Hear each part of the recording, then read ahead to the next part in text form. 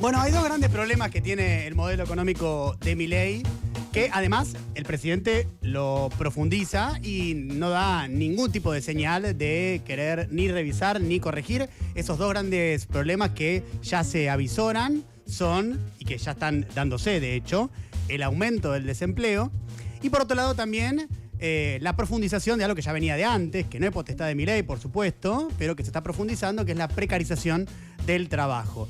Carlos Rodríguez, que no puede ser sospechado de ser cuca, economista de la UCEMA, dijo que la apertura de importaciones que se está dando durante este gobierno, más el tipo de cambio atrasado, más el mercado laboral totalmente distorsionado, son una invitación al desempleo.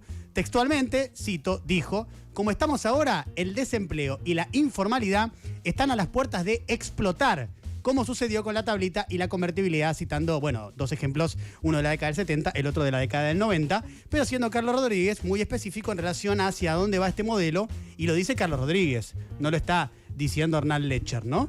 Pero bueno, obviamente el presidente tiene otra mirada, bastante negadora respecto a estas problemáticas que tiene este modelo económico, que hasta ahora, además, lo que dice el presidente no se verifica en la realidad. Pero además, fíjense cómo habla de la cuestión del desempleo, porque esta semana pasó algo muy interesante para prestarle mucha atención. Y esto es lo que decía Javier Milei. ¿Cuántas veces escucharon? No, porque si abren la economía, el sector X va a caer. ¿Y? No, pero va a dejar un tendal de desempleados. Falso. De vuelta, la falacia de lo que no se ve. Si ustedes abren la economía y ese bien, determinado sector quiebra, es porque el bien que ustedes están trayendo de afuera es de mejor calidad y o más barato. Cuando pasa eso, ustedes tienen un ahorro y ese ahorro lo van a gastar en otro bien, que además es más productivo y lo quiere la gente. Con lo cual, en realidad, no se produce pérdida de empleo y como van a un sector que es más productivo, la economía gana en productividad y además, como los individuos disponen de mayor cantidad de bienes, además son más felices.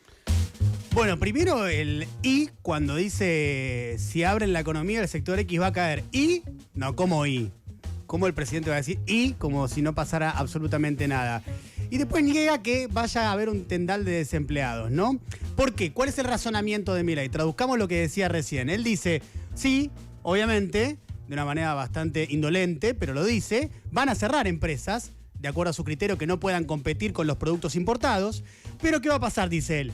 La gente va a gastar menos en comprar los mismos productos porque los productos importados van a estar más baratos que los de producción local, entonces va a poder ahorrar más y eso entonces, dice el presidente en su razonamiento bastante elaborado, lo va a gastar en otros bienes. Por lo tanto, otros empresarios que van a producir más bienes van a necesitar contratar más gente.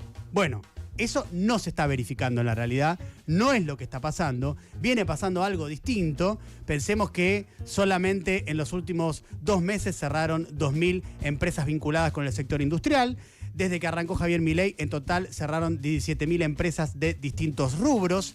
Otras empresas, como por ejemplo Whirlpool o Essen, no cierran, pero despiden trabajadores e importan los productos que antes producían acá. Y otras empresas, esto pasó en el día de anteayer y fue noticia relevante, aunque por muchos lugares pasó un tanto desapercibido, pero decía, otras empresas toman otras decisiones de carácter transitorio, pero que auguran un futuro cercano bastante problemático. Porque, por ejemplo, el jueves, Mondelez, una gigante alimenticia, y eso que el sector alimenticio es uno de los pocos sectores que es competitivo. Es realmente competitivo el sector alimenticio argentino. Entonces, anunció Mondelez, este gigante, por primera vez, que va a frenar su actividad durante 21 días por la caída del consumo y de las ventas en una planta que tiene en Pacheco donde hay 2.300 trabajadores. Entonces tenemos, por un lado, cierre de empresas con despidos. Por otro lado tenemos empresas que despiden porque importan. Por otro lado tenemos empresas que ya arrancan con suspensiones. La verdad que el sector industrial argentino se está destrozando y el sector industrial argentino representa el 19% del empleo registrado privado total. Por eso digo, estamos entrando en una dinámica de cara al año que viene muy peligrosa, y lo tenés al presidente diciendo y como si no pasara absolutamente nada. Digo, el impacto que tiene esto en el empleo es innegable. La cantidad de pérdidas de trabajo del empleo privado formal están 138.573. Primero, se perdieron muchos puestos de trabajo en la construcción y ahora, este año, se empezaban a perder muchos en el sector industrial. Pero hay un dato más para prestar la atención vinculado con una experiencia reciente histórica. En los 4 años del gobierno de Mauricio Macri, se perdieron 161.000 puestos de trabajo de empleo privado formal. Y en el gobierno de Javier Milei, ya en 2 años van 138.000. Digo, para prestarle atención hacia dónde va la dinámica, que no parece que se vaya a revertir. No parece que se vaya a revertir por lo que dice Toto Caputo, por lo que dice el propio presidente, por lo que escuchamos recién y demás. Por ejemplo, tan solo entre diciembre del 2024 y agosto del 2025 se perdieron 15.500 puestos de trabajo en la industria. Y en la construcción, por ejemplo, no se perdieron en ese periodo. Quiere decir que se frenó la pérdida de trabajo en la construcción y se acentuó en la industria.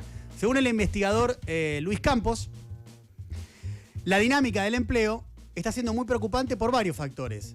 Por una fuerte caída en el primer semestre del 2024 que se dio, después hubo una leve recuperación, después el rebote se frenó a comienzos del 2025 y desde junio hasta ahora entramos en una nueva fase de destrucción de empleo. Pero no solo se pierden empleos registrados del sector privado, sino que se profundiza la precarización del empleo, que es lo que yo les señalaba al principio, que era uno de los 2 horizontes que tenemos para el año que viene de este modelo económico de Javier Milei. Uno es el desempleo, el otro es la profundización de la precarización. Los datos publicados por la plataforma Rappi reflejan claramente esto. En noviembre, los repartidores de la plataforma crecieron un 39% a 43.048 personas respecto al mismo mes del año anterior en 2024, el mismo noviembre de 2024, cuando había 31.105.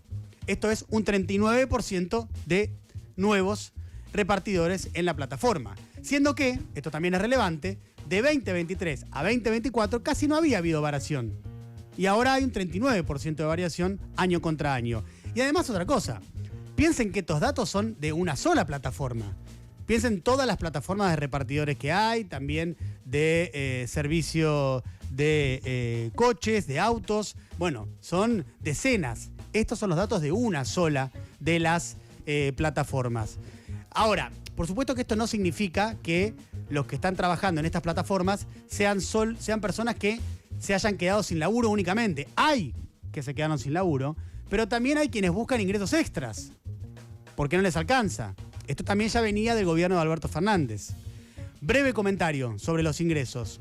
Los salarios de los trabajadores registrados del sector privado se mantienen estables, planchados hace un año y a niveles de noviembre del 2023, porque tuvieron una fuerte caída anterior, ahora hace un año están planchados, pero están a niveles de noviembre del 2023 que eran históricamente muy bajos. Y ni hablar los trabajadores registrados públicos, que tuvieron una caída del 15%. Básicamente, lo que está pasando con los salarios es también preocupante, además de la precarización y del desempleo. El salario mínimo vital y móvil de referencia fue fijado la semana pasada en 334.400 pesos. En términos reales, ya está a niveles cercanos de la crisis post-2001. Casi un 20% debajo del nivel de los años 90, que ya era muy bajo. Y en los 2 años de presidencia de Milei, el salario mínimo vital y móvil perdió un 35%. Pero volvamos a la discusión, saliendo de la precarización y de ingresos, del desempleo industrial. Hace 2-3 semanas, el CEO del Grupo Techin, Paolo Rocca, anticipó el cierre de la planta de Whirlpool de alguna manera, pidió una presencia más activa del Estado en cuanto a política industrial y también advirtió sobre cuáles son las consecuencias de la apertura indiscriminada de importaciones, particularmente Paolo Rocca haciendo foco en las importaciones chinas. El año pasado íbamos importando 5.000 lavarropa por mes. En los 9 meses del 2025 el nivel de importación mensual es de 87.000. Heladera, de 10.000 a 80.000. Produjo y doy valor agregado o cierro y uso la cadena comercial para distribuir material importado. ¿Cómo el Estado se pone frente a esta decisión?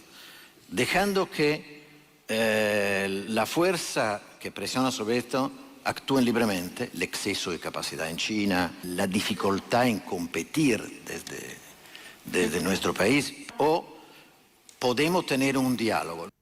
Bueno, ahí estaba planteando una mirada dentro del establishment industrial argentino, Paolo Rocca. La respuesta se la dio Toto Caputo en el Consejo Interamericano de la Producción y el Comercio esta semana, porque dijo textualmente: la mejor política industrial es la estabilidad. Básicamente está diciendo que solo el orden macroeconómico será la política industrial del gobierno. Esto es curioso, realmente curioso, porque cuando uno observa los países en vía de desarrollo o los países desarrollados, ni hablar Estados Unidos, China, tienen políticas industriales muy claras de desarrollo de sus industrias, muy contundentes, muy claras, que los llevan a favorecer determinados sectores. Bueno, ni hablar de que China, por ejemplo, presentó ahora su 15º plan quinquenal, donde, entre otros motivos, entre otras cuestiones, tiene lo que será el desarrollo industrial de los próximos 5 años, las áreas y demás. Acá no, acá pareciera que es todo librado a una competencia salvaje y únicamente brindando una estabilidad que está por corroborarse si será perdurable o no en el tiempo. Hay algunos sectores que se ven beneficiados de esta política, por lo menos por el momento: el complejo energético, la intermediación financiera, entre otros. Por eso Bettina Bulgeroni, que es accionista de Pan American Energy, tiene una mirada contrapuesta a la de, también dentro del establishment industrial, una mirada contrapuesta a la de Paolo Rocca, y esta semana también le agradeció a Toto Caputo la estabilidad. Tengamos todos un año 2026 que sea el año de la transformación y el desarrollo. Por esto, gracias, ministro, por devolver estabilidad donde había incertidumbre, por recuperar confianza donde había descreimiento. Sepa que aquí hay empresarios dispuestos a acompañar, a seguir invirtiendo, a seguir produciendo, a seguir construyendo y respaldando un proyecto económico y de crecimiento. Un proyecto que no piensa solo en hoy, sino en décadas. Bueno, son miradas contrapuestas, ¿no? La de Bulgeroni y la de Rocca, y expresan claramente la puja al interior del establishment con el gobierno argentino. Uno de los principales reclamos de los industriales es que suba el tipo de cambio. Lo que también pasó es que tenés a Pinco, al UBS, a Barclays, al JP Morgan, al propio FMI esta semana, a economistas de todo tipo, que te dicen: che, hay que acumular reservas. Y acumular reservas seguramente subiría el tipo de cambio, porque sería una compra que tiene que hacer el gobierno que haría subir el tipo de cambio, lo cual sería un tipo de cambio más competitivo y favorable para muchas industrias. Pero ¿qué pasa? El gobierno no quiere, y no quiere con el siguiente argumento. Dice: si compro reservas, hay más demanda de dólares, el dólar sube y se supera el esquema de banda que yo quiero mantener, no quiero salir de ahí, y esto puede llegar a generar una devaluación y a su vez inflación. Pero bueno, a pesar de todo, el gobierno sigue sin poder bajar la inflación a menos de 2 dígitos. Por supuesto que comparado con la inflación que dejó Massa es un éxito, pero la inflación sigue estando en 2 dígitos. De hecho, la estimación que hace Equilibra para el mes de noviembre está en 2,5. Habrá que ver qué dice el INDEC a mitad de diciembre, ya nos enteraremos. Por otro lado, hay evidencia de sobra que indica que hay mucha más generación de empleo con tipo de cambio más alto que con tipo de cambio atrasado. Esto es así, acá y en cualquier parte del mundo. El gran problema, para ir cerrando, que tiene el gobierno es que se metió en un trilema. No se puede estabilizar con el dólar quieto a la vez que se mantiene el equilibrio fiscal y mantener el empleo. Y el gobierno está eligiendo las dos primeras, ¿no? Estabilizar con el dólar quieto a la vez que se mantiene el equilibrio fiscal. Así que ya sabemos entonces, porque esto lo va a seguir haciendo, cuál será el gran problema del año que viene, y ese gran problema será el desempleo.